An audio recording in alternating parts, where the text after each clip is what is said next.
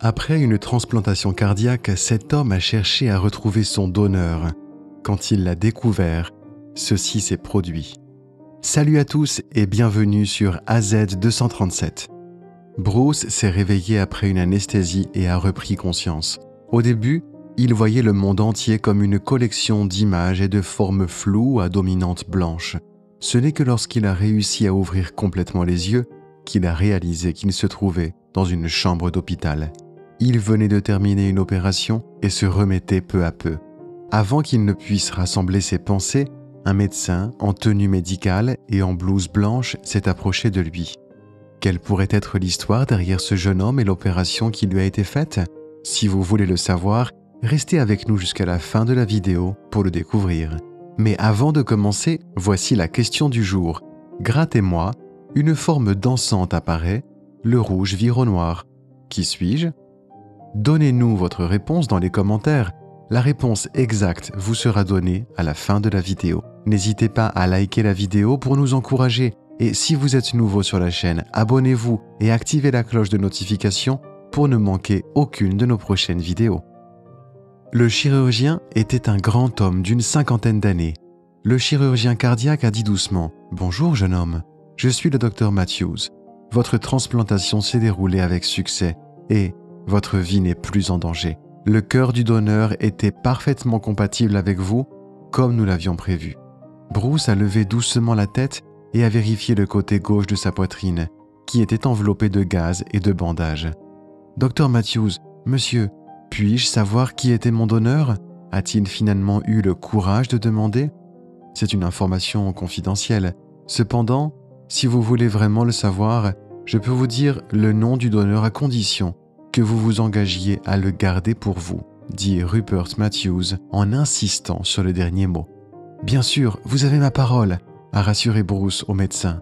En réponse, le chirurgien a souri et a dit au patient qu'il en apprendrait plus sur son donneur avant sa sortie de l'hôpital.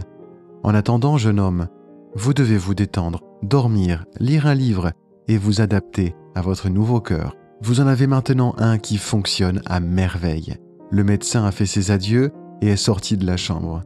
Bruce Fletcher, qui venait d'avoir 25 ans, a soupiré à regret en regardant partir le chirurgien cardiaque. Il avait passé la majeure partie de sa vie au bord de la mort. Les premiers symptômes de sa maladie mortelle sont apparus lorsqu'il était à l'école primaire. Depuis lors, il souffrait de douleurs thoraciques atroces qui ont transformé sa vie en un enfer quotidien. Pamela et Robert Fletcher, ses parents, ont fait tout ce qu'ils pouvaient pour sauver leur enfant. Malheureusement, malgré tous leurs efforts, cela n'a été possible qu'il y a 1 mois. La famille a vécu dans la terreur pendant tout ce temps. Qui m'a fait don de son cœur? Qu'a-t-il fait? Avait-il des enfants? Aimait-il regarder les matchs de baseball? Fronçant les sourcils, Bruce réfléchissait. Cependant, plus il se posait de questions, plus il se rendait compte que les solutions ne pouvaient être trouvées qu'en dehors de l'hôpital. La phase de réhabilitation s'était tirée pendant longtemps, mais il a finalement été libéré. Rupert Matthews a tenu sa parole et a fourni des détails sur son donneur, à la grande joie de Bruce. Bruce a lu rapidement ce qu'il désirait savoir depuis si longtemps, serrant contre lui le morceau de papier contenant les informations sur celui dont le cœur lui a sauvé la vie.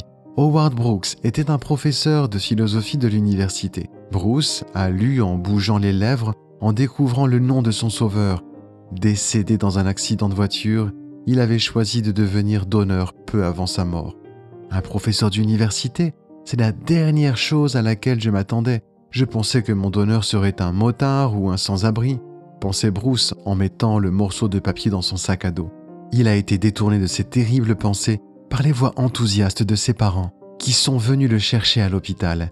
« Eh bien, mon fils, je suis heureux que ce soit enfin terminé », a dit joyeusement Robert Fletcher.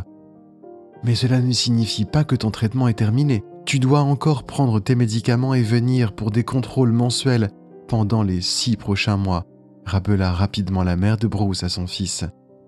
Bruce a souri à son père avec un sourire entendu.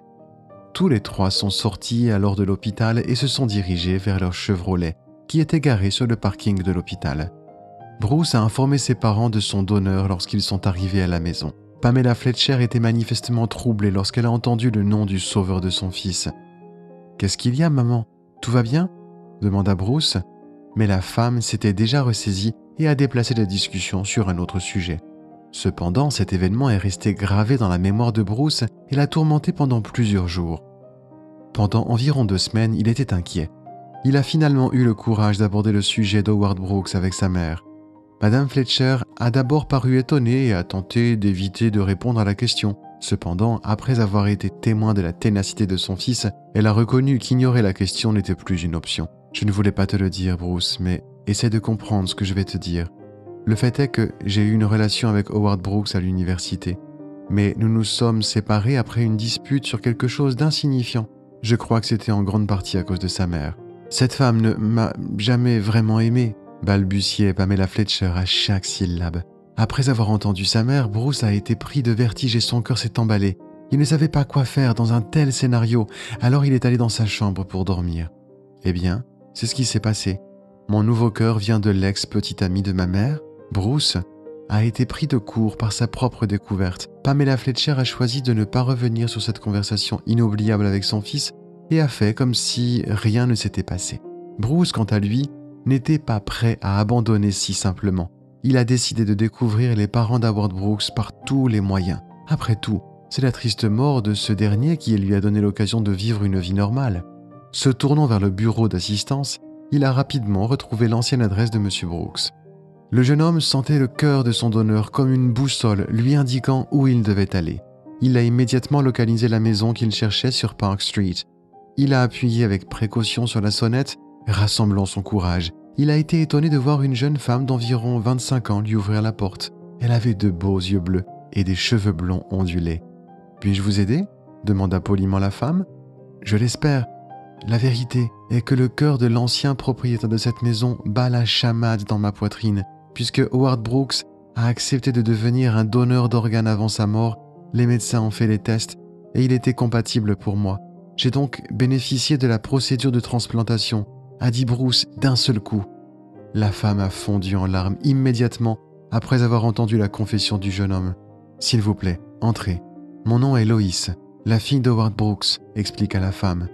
Bruce regretta sa décision pour la première fois à cet instant, mais il était trop tard pour faire marche arrière. Par conséquent, il a accepté l'invitation de Lois. Le duo s'est assis dans la cuisine, buvant du thé et grignotant des pâtisseries. Lois Brooks, à la grande surprise de Bruce, s'avérait être une femme très intrigante qui a choisi de suivre les traces de son père et de devenir professeur de philosophie. Elle connaissait une pléthore de paraboles et d'anecdotes humoristiques qui ont rapidement fait monter l'ambiance dans la maison. Bruce s'est même convaincu à un moment donné qu'il appréciait sa compagnie. La mère de Lois est morte d'un cancer il y a 7 ans. Elle a perdu son père à cause de la négligence d'un automobiliste ivre qui traversait sur la voie en sens inverse. Depuis, elle vivait seule et passait son temps libre à étudier. Bruce et Lois ont discuté pendant environ 2 heures, sans s'en rendre compte, et ont commencé à éprouver une profonde sympathie l'un pour l'autre.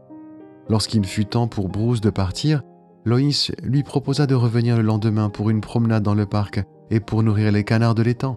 « Bien sûr, merci pour l'invitation, je serai là », assura Bruce en passant la porte. Pamela Fletcher s'inquiétait de la disparition prolongée de son fils et demanda l'aide des voisins pour le retrouver.